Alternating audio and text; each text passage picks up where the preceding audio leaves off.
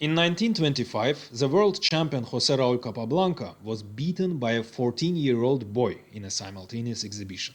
The boy played energetic positional chess and punished the world champion for his inaccuracies.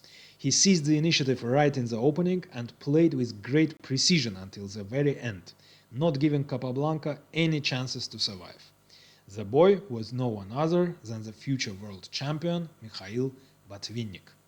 Capablanca started with d4, Botvinnik played d5, c4, e6, knight c3, knight f6, so it's queen's gambit declined, bishop g5, knight d7, e3, and here instead of conventional bishop e7, Botvinnik played bishop b4, as this variation wasn't studied well enough at that time, so he wanted to surprise Capablanca.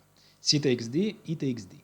And here Capablanca chose a wrong plan, so it's a turning point of this game. Instead of more natural bishop d3, followed by the development of knight and short castle, Capablanca played queen b3. But it's not recommended, as you know, to develop the queen in the opening while the pieces aren't developed yet. But Capablanca had his point. He attacked the bishop, exerted pressure on d5, and prepared long castle. However, with his energetic play, Botvinnik proves this plan to be wrong and unjustified. c5. Defending the bishop, exerting pressure on the center, and opening the queen's diagonal to a5. Capablanca continues his wrong plan. D takes c, giving up the control over very important c5 square, as when the pawn was on d4, it controlled c5. But now black gets control over c5. And by capturing, he just gave up his central pawn. However, again, he had his point. By capturing on c5, he attacks the bishop, renews the attack on the bishop, and also opens the d file. So after long castle, the rook from d1 will exert strong pressure on black's main weakness, the isolated pawn on d5. However, queen a5, again continuing energetically defending the bishop, exerting more pressure on the pinned knight and unpinning the knight on f6, which is very important. So besides the obvious threat knight takes c5, which is in itself unpleasant because it comes with tempo, black is threatening to play knight e4 with great effect, attacking both the bishop on g5, which is unguarded, and the knight on c3 would be attacked for the third time. So Capablanca was forced to capture on f6. Knight takes f6. And here, instead of a3, which was recommended by Botvinnik in his annotations, or bishop d3, developing the bishop, Capablanca continues his initial plan. Castle, queenside. And this move is the fatal mistake. Because the position isn't closed anymore, although the opening is queen's gambit. The position is almost open, and in open positions, the role of development is very important, as you know, and white pieces aren't developed, while black pieces are very active. The king is in danger on the queen side, as c-file is open, so after developing the light-squared bishop, c8 square would be vacated for the rook, and the rook would move to c8 with great effect, exerting very strong pressure on c-file. So the king, white king, would become a target for attack. So this plan was wrong.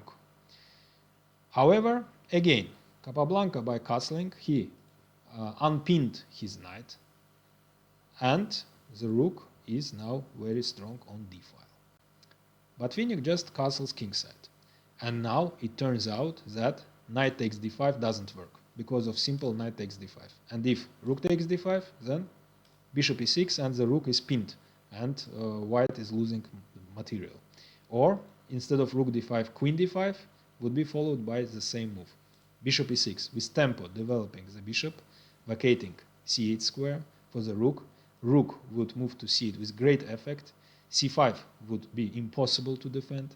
Then the second rook would join the attack, so rooks would be doubled on c-file. a2 would fall as both the bishop and queen are attacking it.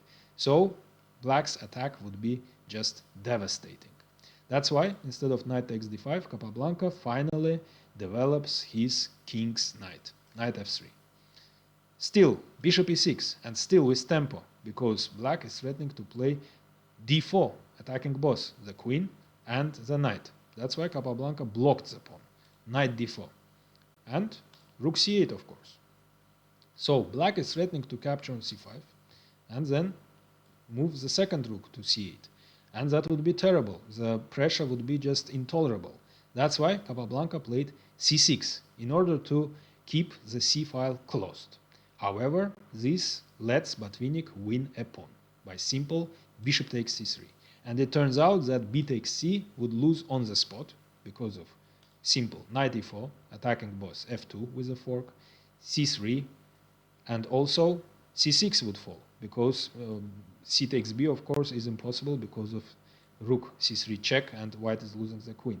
So black would also capture on c6 with a pawn, then the pawn would move to c5 attacking the knight, so white's position would just collapse in this case. That's why after bishop takes c3, Capablanca captured with a queen. However, queen on b3 was defending a2 pawn, and now a2 is unguarded, so queen takes a2, bishop d3, b takes c. Of course, now in this position, knight takes c6 would be a terrible blunder because of rook takes c6 and rook c8 and the queen is pinned. So that means black is a clear pawn up. Capablanca played king c2, creating a terrible threat, rook a1, and it turns out that the queen would be trapped on a2. But Botvinnik continues his energetic play, c5, and it turns out that rook a1 doesn't work because of c takes d, attacking white queen in his turn and winning a piece. So after rook takes a2, d takes c would follow. That's why, as the knight is under attack, Capablanca captures on e6. Botvinnik continues his precise play.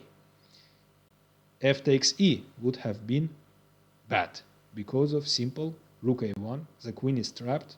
The only way to save the material would be d4, attacking the white queen in his turn. And after exchange of queens and b takes c, the position would be equal. That's why after knight takes e6, before capturing the knight, Botvinnik made an intermediate move, intermezzo, in-between move. Queen a4 check first, b3, queen a2 check, queen b2, queens are exchanged, and only now f takes e.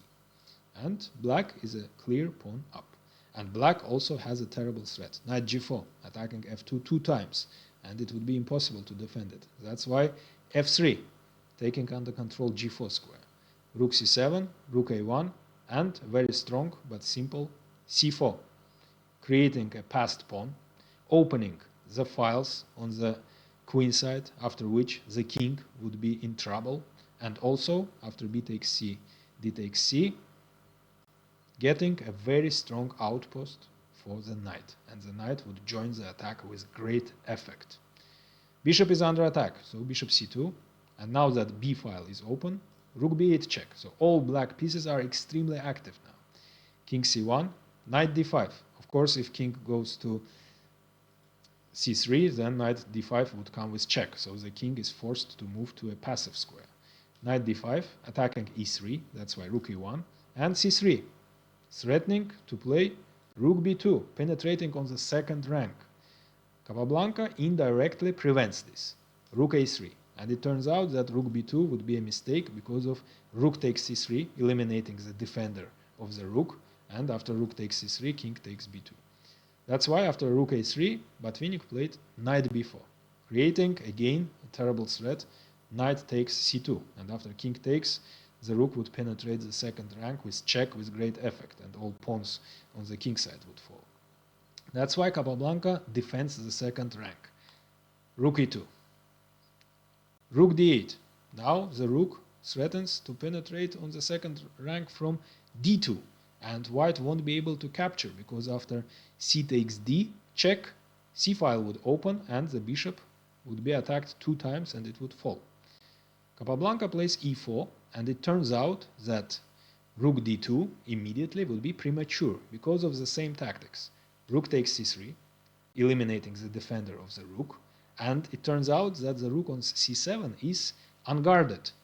And after rook takes c2, rook takes c7, Although black would still be better, white still would have some chances to save the game. But Botvinnik doesn't give this chance and plays precisely until the end.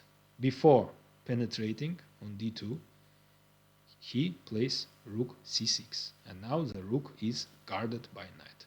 And rook d2 would come anyways. There is nothing white can do to prevent rook d2. So Capablanca plays rook e3, as there is nothing else he can do, attacking c3 for the second time.